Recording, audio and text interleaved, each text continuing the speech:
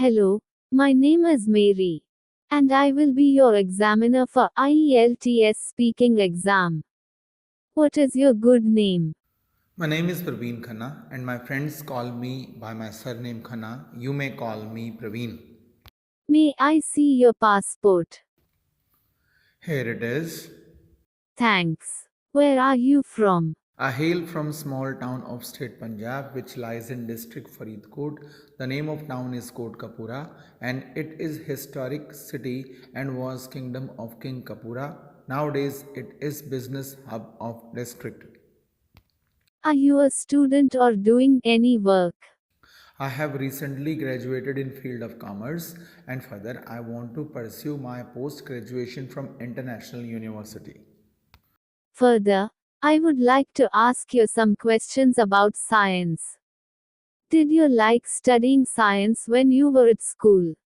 Frankly speaking, science was not my major during junior classes, but suddenly things became understandable. Science behind windmill, AC motor, DC motor caught my attention, and even I made working model on windmill in ninth class. What do you remember about your science teachers at school? As said earlier, science was like a nightmare. Later in ninth class, my attention was grabbed by the explanations given by our science teacher, Mrs. Sharma, and I started understanding principles behind windmill motors, which was the most exciting part. How interested are you in science now? Why not? I am keenly interested in science at present. That's why I have even watched YouTube videos on innovations like solar panel, e-vehicle. But now I am a commerce graduate. All I can say is if I had chosen science stream in plus one, story would have been different. However, I don't have any regrets. What do you think has been an important recent scientific development? Why? As told earlier, recent creations like solar panel, e-vehicles, and now hydrogen engine, which has been made by Toyota, are most exciting. I think this will create big revolution in field of automobile industry. Imagine a car running on cheapest and abundantly available fuel, water. The idea itself creates excitement.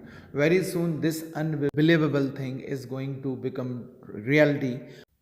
Otherwise, mobile technology and internet have been revolutionizing inventions. Now, in part 2, you will have to talk about the topic for 1 to 2 minutes. You are to describe a tourist attraction in your country that you would recommend. You have 1 minute to think about what you're going to say. You can make your some notes to help you if you wish. Here are the short notes candidate has made. Now he starts speaking. India is land of diversity, traditions, religions. Every nook and corner in this country is imperative from tourism point of view.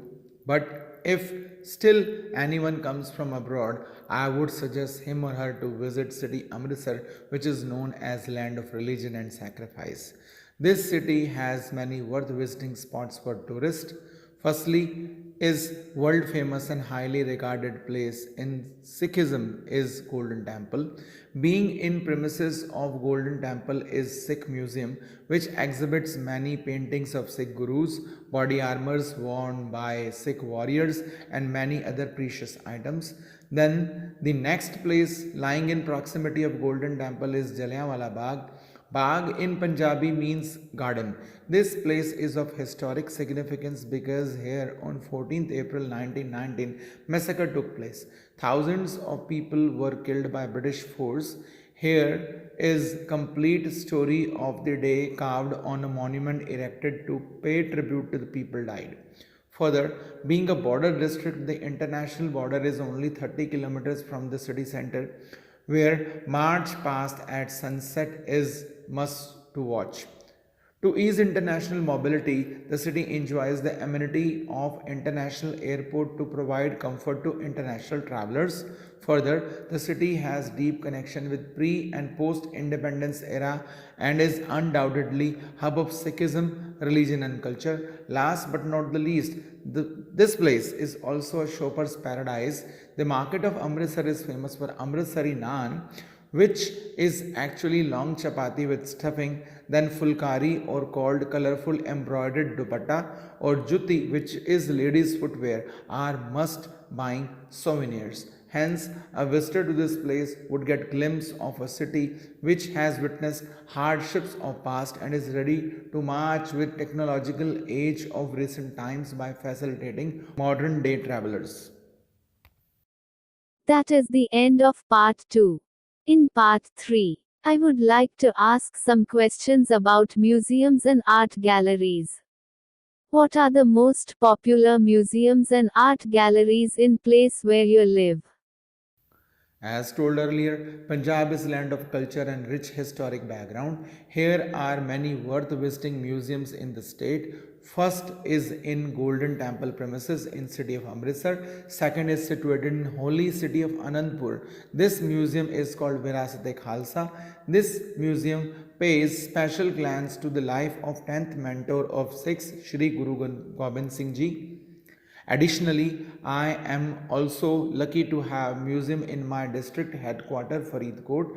This museum is located in Shrine of Baba Farid and is dedicated to life of Baba Farid and Sikh religion. Do you believe that all museums and art galleries should be free? Well, that is quite dubious and topic of long discussion. Religious minded people advocate of letting people to visit such places without paying money to spread values attached with these exhibits, whereas people indulged with welfare of these historic items opine that people take things for granted if they get facilities free. Hence, I think to keep concern of both sides in mind, entry to such places can be nominally charged, which I think also is essential to carry out maintenance work and to pay employees' salary. What kinds of things make a museum or art gallery an interesting place to visit? In age of modernization, museums have witnessed transformation from being place for studious scholars to a family picnic spot where masses can relive the past age by visiting specially crafted sites which will take you to the time of that historic event, battleground, and ceremonies. Like in city Amritsar, in Jallianwala Bagh, whole scene of massacre has been recreated electronically to give people memories. Similarly, many museums have recreated such eras in forms of sets, dummies, or 3D films, which create excitement among people. Further, I would like to ask some questions about holiday industry. Why do you think some people book package holidays rather than traveling independently? Well, with the change in times, holiday planners have emerged. They have deep ties with tourism boards of distinct places. They cater needs of every pocket. Within tight budget, they can provide maximum enjoyment, and on top of everything, a person does not have to pay extra or hidden charges. This saves a lot of time, and traveler does not have to waste money at exploring things on his own. He only needs to make trip memorable. Would you say that large numbers of tourists cause problems for local people? What sort of impact can large holiday resorts have on the environment? Definitely, an influx of tourists poses burden on city amenities. Consequently, locals sometimes start getting sick of them, especially when public transport becomes crowded. Many pickpocketers come in their city to take advantage of crowd. Roads become congested. Waste disposal system cannot cope with waste handling. Their city becomes noisy, smoky, and sometimes, due to increasing demand of items, prices are deliberately inflated. In such situations, Natives may start responding adversely, like people in Himachal Pradesh have often opposed tourists bringing plastic bags to their region, which choke drains and cause waterlogging. Similarly, after sensing decoloring of white marble of Taj Mahal, city authorities have restricted entry of petrol or diesel driven vehicles in 50-kilometer radius of Taj Mahal in Agra. That is end of part 3 and end of speaking interview. Thanks.